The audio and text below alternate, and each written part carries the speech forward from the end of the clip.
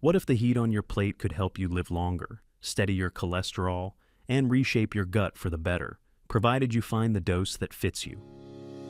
Welcome to Dr. Mercola's Cellular Wisdom. Stay informed with quick, easy-to-listen summaries of our latest articles, perfect for when you're on the go. No reading required. Subscribe for free at mercola.com for the latest health insights. Hello, and welcome to Dr. Mercola's Cellular Wisdom. I'm Ethan Foster. Today we're looking at how spicy foods and the compound capsaicin can influence your gut microbes, your metabolism, and your heart, and why your personal tolerance determines whether you gain benefits or end up uncomfortable. I'm Alara Skye.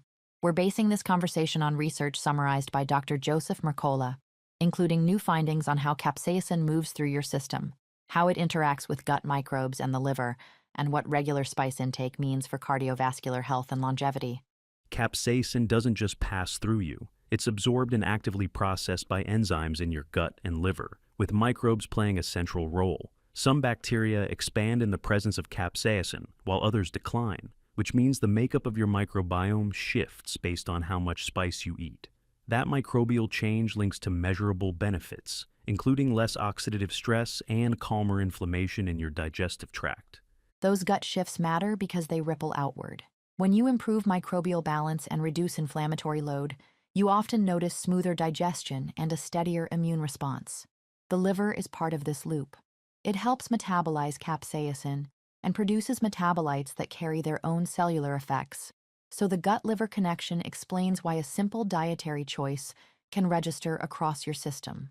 Capsaicin also activates the same nerve endings that sense heat and pain, and that signal triggers body-wide reactions.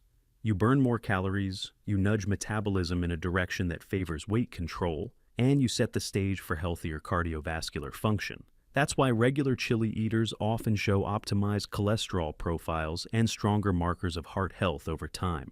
The anti-inflammatory angle is important. Capsaicin reduces pro-inflammatory molecules in the gut and bloodstream, which supports healthy blood vessels and organs. The key theme across the research is integration. Your gut microbes, your liver, and your metabolic signaling act as one system. So consistent, moderate spice intake can support several targets at once. Dose still decides outcome. Push too hard, and you irritate your digestive tract or aggravate reflux and ulcers. Keep it balanced, and you encourage the microbial and metabolic benefits without discomfort. The message isn't to flood every meal with hot sauce. Smaller, steady amounts are enough to move your gut in the right direction. Some people need extra caution. Spicy foods sometimes relax the lower esophageal sphincter and can aggravate acid reflux.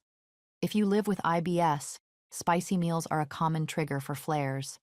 That doesn't mean you must avoid spice forever. It means your best results come from paying attention to your tolerance and adding heat gradually. There are clear cardiovascular and longevity signals as well. Regular chili intake has been linked with lower blood pressure and improved circulation. Evidence also ties consistent spice consumption to increased calorie burn and reduced appetite.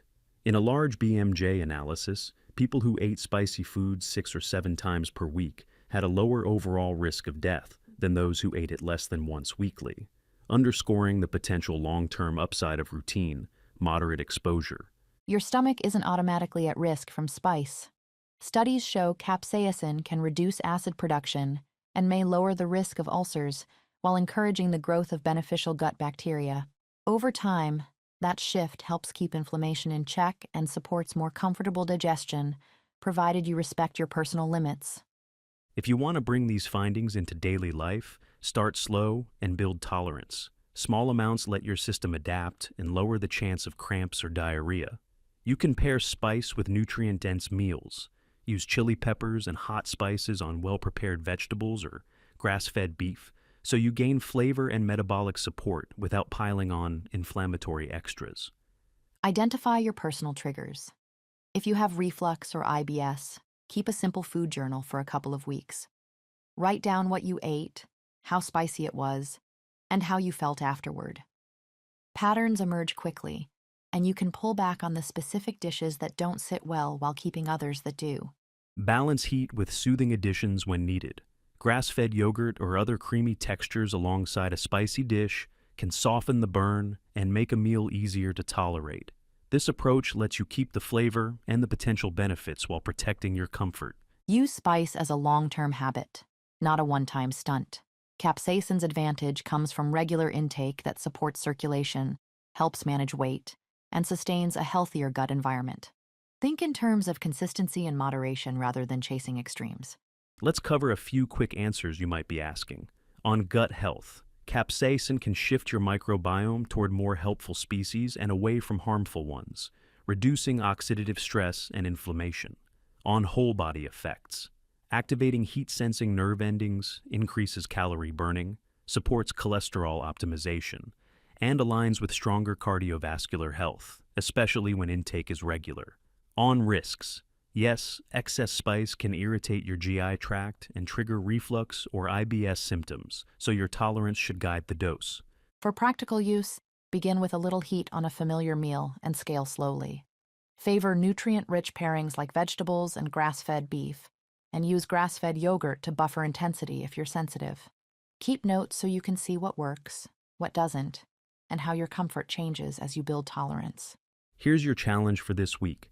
Choose 2 meals to make modestly spicy. Track how you feel in the hours after, and write down any changes you notice in digestion, comfort, or appetite. If you're prone to reflux or IBS, keep the heat low, pair with grass-fed yogurt, and log your response. Repeat twice more on different days, and use those notes to set your personal spice level going forward. Thank you for watching Dr. Mercola's Cellular Wisdom. We'll see you on the next episode. Thanks for watching. Subscribe now and click the notification bell so you never miss an update. See you in the next video.